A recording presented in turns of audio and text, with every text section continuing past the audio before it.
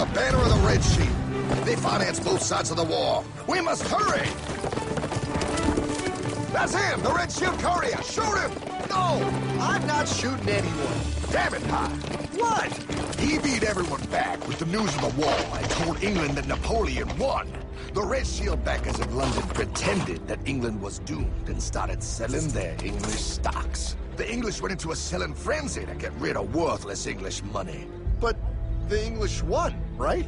Of course they won, but it was a trick by Red Shield. They waited until the stocks plummeted to pennies and then bought England back for nearly nothing. What? They did that? How? When the English leaders found out, they had no choice but to give themselves over to the Red Shield. Their money was gone, and they were slaves to the Red Shield war debt. Since that time, the English have been paying their national taxes directly to the Red Shield private bankers. The people have no idea. But the bankers bragged about what they did to us, laughing at us all the way to the bank. Why, it's the best business I've ever done. If I can control a nation's wealth, I care not who makes its laws. Oh, is this what Jefferson wanted to show you? No, look. They're in America, too? The Red Shield banks are here, Pye. Seeking a way to conquer our American dream. The dream you have, Pye. The dream of free men.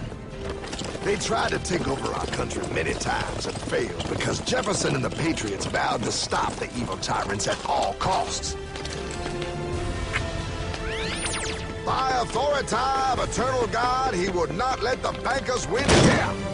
To preserve our independence, we must not let our rulers load us with perpetual debt.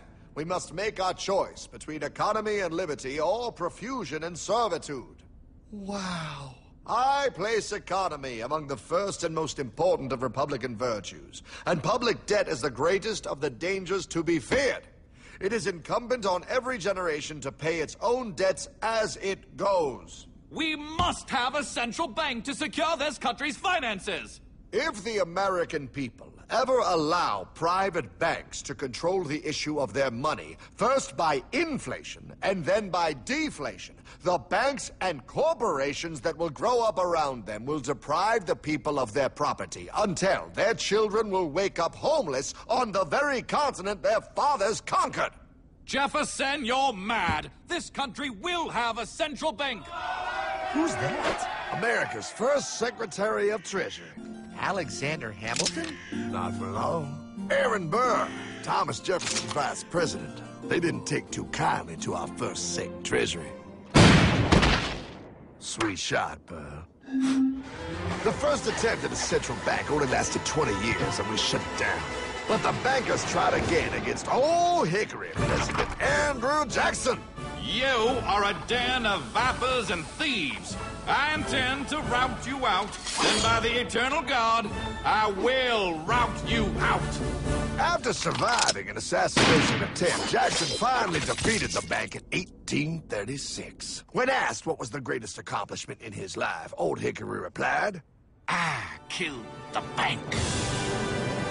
And those were his last words. I killed the bank.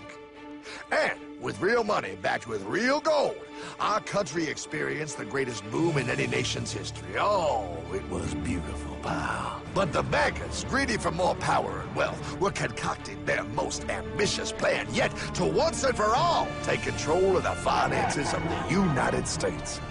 In 1910, a secret meeting was held at a J.P. Morgan estate on Jekyll Island off the coast of Georgia.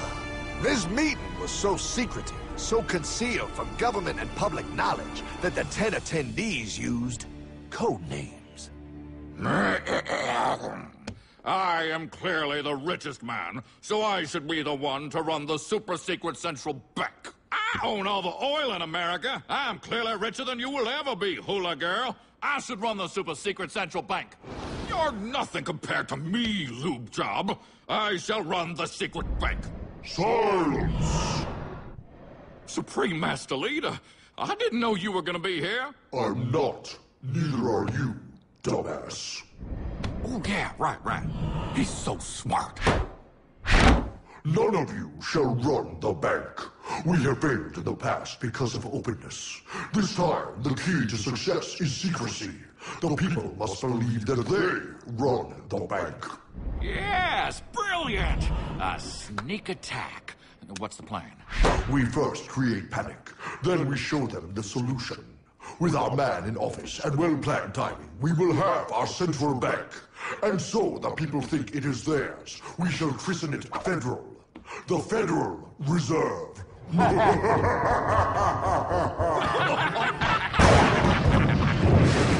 struck on December 23rd, 1913. When most of our Congress were at home eating fruitcake, these bastards, I mean bankers, presented their treasonous act to their newly elected accomplice, Woodrow Wilson, who had fortuitously already agreed to sign it before he was even elected. Wait, the IRS? I thought we always had the IRS. No, pal. They did this to us too. The Fed now has the exclusive power to print America's money. They loan this money to our banks and our government at interest, putting immediate debt on our own money, printing more and more, so each dollar they print becomes worth less than the one before.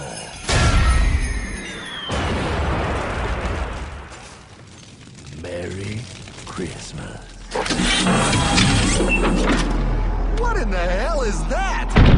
That pie is how our government now must pay back these debts to the Fed. Your taxes do not go to your government. They don't?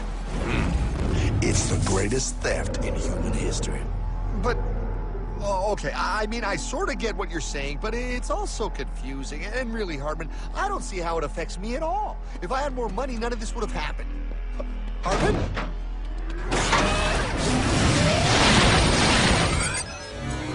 1955? Wow, what are we doing here? Oh, a little bit of shopping. Here, hold this. Gallon of gas, 23 cents. Postage stamp, 3 cents. Ounce of gold, $35. Hot baby, priceless. Best be getting back. Hey, Hartman! I need my car, man! Oh, was that my gold, Jay? Yeah, he'll be fine. Now, pal, would you agree that you have the same exact things you had in 1955? Yeah, 1 stamp, 1 gallon of gas, 1 ounce of gold, and 1 home. Wow, we just made a lot of money. Hey! Gotta pay your taxes. Bet it's nice to have made all that money. Wait, that isn't fair. Now I actually have less money. I can't even go buy the things I just sold. The IRS and the Fed's inflation work together, pal. They aren't just taxing gain, they are taxing their inflation. You are no richer than you were in 1955. Now, does that sound fair or American to you? Yeah, but I mean, who doesn't hate taxes? I hate the IRS anyway. Pal, the higher they make the inflation, the more your money they take. It's thievery. You're not paying taxes on any more. You are paying taxes on the same. And now, you have less. They take our property away right in front of our eyes, just like Thomas Jefferson said they would. What's that? Oh, they found us! Quick, a sword! What sword? We don't need your banking machine! I'll condemn you to die, damn it! Die! Pile! The lanky bogey on my 9! Take him at his knees!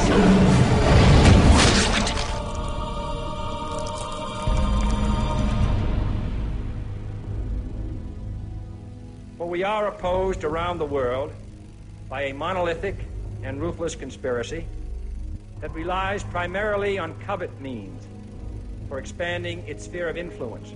What's happening? Where am I?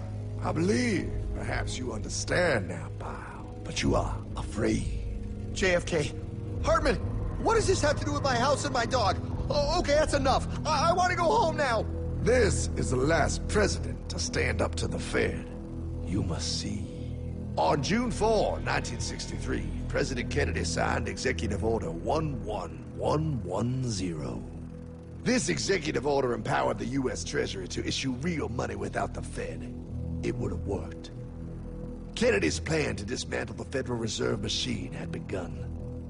But 6 months later, John F. Kennedy went to Dallas and never returned. No way. No way they could do that. The new president, Lyndon Johnson, threw out Kennedy's order. And since JFK, no president has dared confront the secret powers behind the Federal Reserve. They consolidate bigger and bigger banks, print more and more money, accountable to no one, decimating our nation's wealth for the benefit of a few. Why? Why do this? If they hurt us, it hurts the global bankers too. No, pal. They are protected. They are too big to fail. But I'm not. Those sons of bitches! Sons of bitches all.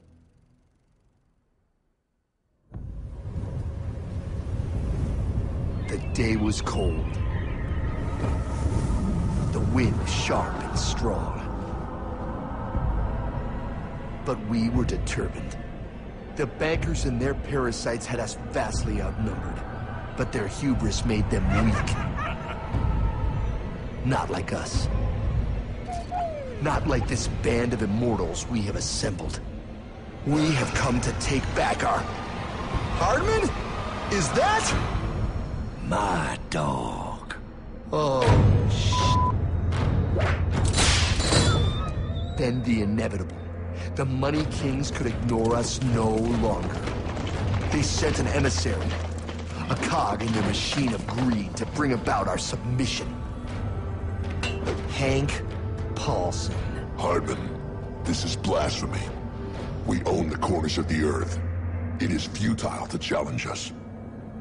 Oh, I've seen that look before. That of a predator taking in the scent of its prey. Bold, fearless, the look of a free man. You have come far, Hardman. Farther than most. Be smart now. Join us. We will bring you money, power, everything you want. You can be one of us, if you will kneel.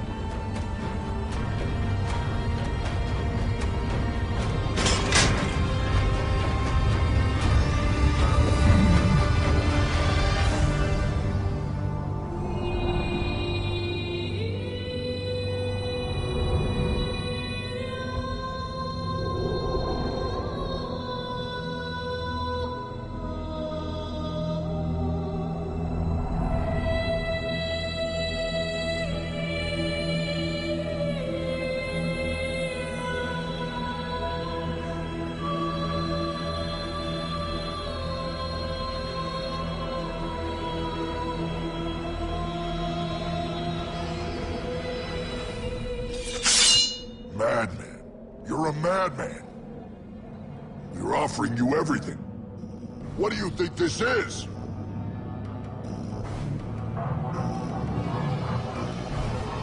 This is America!